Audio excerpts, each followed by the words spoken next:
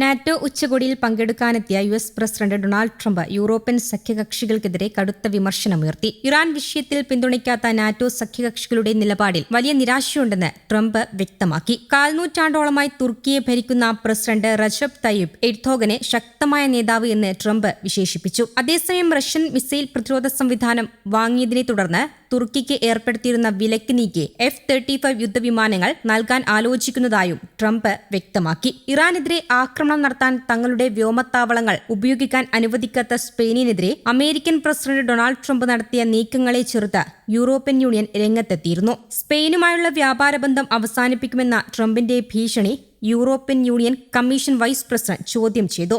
European യൂണിയന്റെ വിദേശ വ്യാപാരം ഒരു കൂട്ടായ്മയായി ചർച്ച ചെയ്യപ്പെടുന്നതാണെന്നും യുദ്ധത്തിനെതിരായ നിലപാടിന്റെ പേരിൽ ഒരു രാജ്യത്തിനെ ഒറ്റപ്പെടുത്തുന്നത് യൂണിയന് തന്നെ എതിരാണെന്നും അവർ തുറന്നടിച്ചു. യൂറോപ്യൻ യൂണിയനിലെ 27 അംഗരാജ്യങ്ങളിൽ ഓരോന്നിന്റെയും വ്യാപാര ചർച്ചകൾ കമ്മീഷന്റെ ഉത്തരവാദിത്വമാണ്. അതിനിടെ യു.എസ്. വ്യാപാര ഉപരോധത്തിന്റെ സാധ്യമായ ആഘാതം നിയന്ത്രിക്കാൻ ആവശ്യമായ വിഭവങ്ങൾ ഞങ്ങളുടെ പക്കലുണ്ടെന്ന് സ്പാനിഷ് സർക്കാർ ട്രംപിന് മുന്നറിയിപ്പ് നൽകിയിട്ടുണ്ട്. സ്പെയിൻ യൂറോപ്യൻ യൂണിയന്റെ കുടക്കീഴിൽ ആയതിനാൽ ട്രംപ് എങ്ങനെ സ്പെയിനുമായുള്ള വ്യാപാരം അവസാനിപ്പിക്കുമെന്നത് വ്യക്തമല്ല. അതേസമയം ട്രംപിന്റെ ഭീഷണികൾക്കെതിരെ സ്പാനിഷ് പ്രധാനമന്ത്രി ശക്തമായ ഭാഷയിൽ തിരിച്ചടിച്ചു. പ്രതികാരം ഭയന്ന് മാത്രം ലോകത്തിന് ഹാനികരവും നമ്മുടെ മൂല്യങ്ങൾക്കും താൽപര്യങ്ങൾക്കും വിരുദ്ധവുമായ എന്തെങ്കിലും ചെയ്യാൻ ഞങ്ങൾ പങ്കാളികളാകില്ല. ഇറാനെതിരായ ആക്രമണങ്ങളെ ദുരന്തമെന്ന് വിശേഷിപ്പിച്ച സ്പാനിഷ് പ്രധാനമന്ത്രി ഈ ദുരന്തത്തെ ഞങ്ങൾ എതിർക്കുന്നുവെന്നും തന്റെ നിലപാട് നിരവധി രാജ്യങ്ങളും യുദ്ധക്കെടുതി അനുഭവിക്കുന്ന രാജ്യങ്ങളിലെ ദശലക്ഷക്കണക്കിന് പൗരന്മാരും പിന്തുടരുമെന്ന് അദ്ദേഹം പറഞ്ഞു. സ്പെയിനിൽ പ്രധാനമായും 2 വലിയ സൈനിക കേന്ദ്രങ്ങളാണ് അമേരിക്കയ്ക്കുള്ളത്. റോട്ട നേവൽ ബേസും മോറോൺ എയർബേസും. ഇവ രണ്ടും സ്പാനിഷ് സേനയുമായി ചേർന്നാണ് പ്രവർത്തിക്കുന്നത്. ഇറാനെതിരെ ആക്രമണം നടത്താൻ തങ്ങളുടെ വ്യോമത്താവളങ്ങൾ ഉപയോഗിക്കാൻ അനുവദിക്കില്ലെന്ന് സ്പെയിൻ നിലപാടെടുത്തതോടെ യു.എസ്. സ്പെയിൻ സംയുക്ത നിയന്ത്രണത്തിലുള്ള റോട്ട, മൊറോൺ താവളങ്ങളിൽ നിന്നും 15 യു.എസ്. വിമാനങ്ങൾ തിരിച്ചു പറന്നിരുന്നു. ഇതിന് പിന്നാലെയാണ് ഇറാനെതിരെ യു.എസും ഇസ്രായേലും സംയുക്തമായി നടത്തുന്ന സൈനിക നടപടിയെ പിന്തുണയ്ക്കാത്തതിന് സ്പെയിനിന് നേരെ യു.എസ്. പ്രസിഡന്റ് ഡൊണാൾഡ് ട്രംപ് ഭീഷണി മുഴക്കിയത്.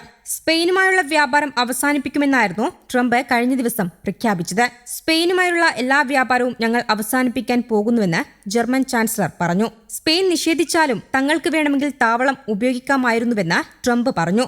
ഞങ്ങൾ അവിടെ പറഞ്ഞെത്താം, അത് ഉപയോഗിക്കരുതെന്ന് ആരും ഞങ്ങളോട് പറയില്ല.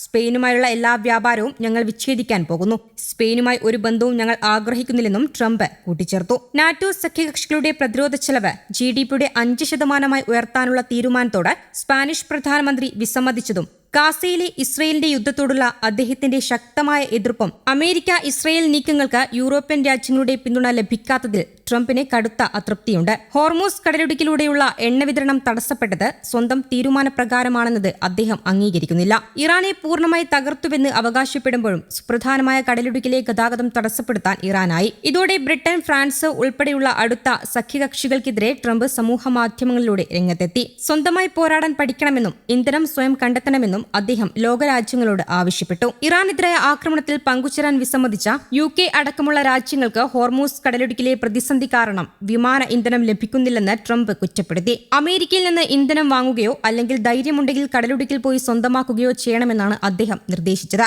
ഇസ്രായേലിലേക്ക് സൈനിക സന്നാഹങ്ങളുമായി പോയ അമേരിക്കൻ വിമാനങ്ങൾക്ക് ഫ്രാൻസ് വ്യോമാതിർത്തി തുറന്നു നൽകിയില്ലെന്നും അദ്ദേഹം ആരോപിച്ചു. ഫ്രാൻസ് ഒട്ടും സഹകരിക്കുന്നില്ലെന്നും ട്രംപ് വ്യക്തമാക്കി. News desk Kerala Kaumudi.